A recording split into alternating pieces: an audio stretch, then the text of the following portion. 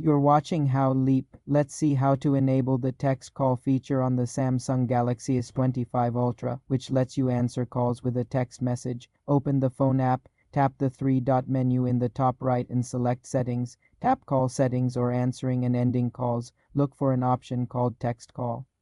Or Call and Text on other devices. Tap it, toggle the switch on. You may need to grant permissions. Once enabled, when you receive a call, you'll see a new text call button alongside the answer and decline options. Tap it to send a preset text message like "I'll call you later" or to type a custom reply. The caller will hear a voice reading your text message and the call will end. You can customize your preset messages in the same text call settings menu. This feature requires Samsung's native phone app and may depend on your carrier and region. If you don't see it, ensure your phone's software is updated in Settings, then Software Update. This is a great tool for screening calls or answering when you're in a meeting. For more simple Samsung tutorials, subscribe to the channel.